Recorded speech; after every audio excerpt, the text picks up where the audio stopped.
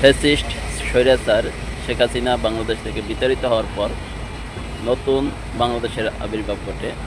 এই বাংলাদেশের নেতৃত্বে চলে আসে অন্তর্বর্তীকালীন সরকার, সরকারের প্রধান উপদেষ্টা ডক্টর ইউনূস।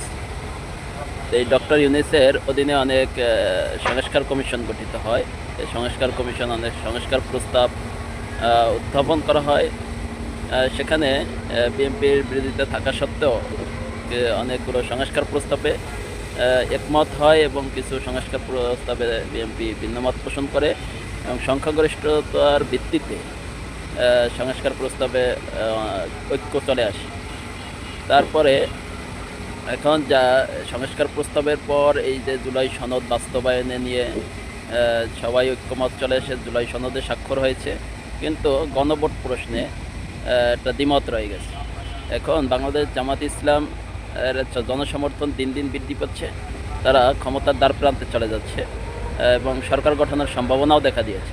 এই আতঙ্কে বিএনপি আতঙ্কিত হয়ে তারা গণভোটে রাজি হলেও এটার একটা দ্বন্দ্বে ফেলে রেখেছে, যেন এই দ্বন্দ্বের কারণে যেন নির্বাচন বানচাল হয়, নির্বাচন দেরিতে হয়, যেমন আওয়ামী ফ্যাসিস্ট পুনর্বাসন করে আবার তাদের সাথে ঐক্যবদ্ধ হয় নির্বাচন করতে পারে, যেমন জামাত কখনোই ক্ষমতায় তারা চায় না। তো এই প্রক্রিয়ায় চলতে থাকলে বাংলাদেশ সংঘাতময় পরিবেশের দিকে চলে যাবে। তো বিএনপি যেহেতু গণভোট চাচ্ছে, সেটা আগে হলে সমস্যাটা কোথায়? গণভোট যেহেতু হয়েছে, যে গণভোটের মাধ্যমে যদি জুলাই সনদ বাস্তবায়িত হয়, তাহলে এই যে ফ্যাসিস্ট হাসিনার যে বিচার প্রক্রিয়াটা চলতেছে, এই বিচার প্রক্রিয়াটাও প্রশ্নবিদ্ধ তার থাকবে না, কারণ জুলাই সনদে এই বিচার সংস্কার সব কিছুই রয়েছে। আর যদি এটা পাস না হয়, সেক্ষেত্রে আপনার এই বিচার যে করতেছেন, সংস্কার করতেছেন, এগুলো সবই প্রশ্নবিদ্ধ থাকবে। অন্য যে কোনো সরকার আসলে এবং সরকার চাইলে যে কোনো মুহূর্তে এগুলো বানচাল বা পরিবর্তন করতে পারবে। আর গণভোটের মাধ্যমে যদি হয়, জনগণের ম্যান্ডেট নিয়ে যদি এটা পাস হয়, তখন কোনো সরকারই এসে এটা পরিবর্তন করতে পারবে না।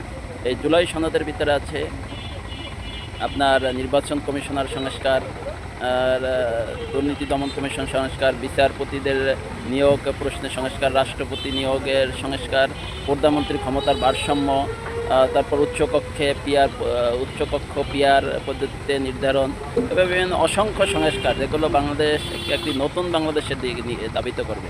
তাই জনগণকে ঐক্যবদ্ধ হয়ে জুলাই সনদের ভিত্তিতে একটা নির্বাচন হওয়া উচিত। আর যদি জুলাই সনদ বাস্তবায়ন ছাড়া নির্বাচন হয়, সেটা হবে ৭২-এর সংবিধান, যেটা আগের সংবিধান, যে সংবিধানের দোহাই দিয়েছিল শেখ হাসিনা দোহাই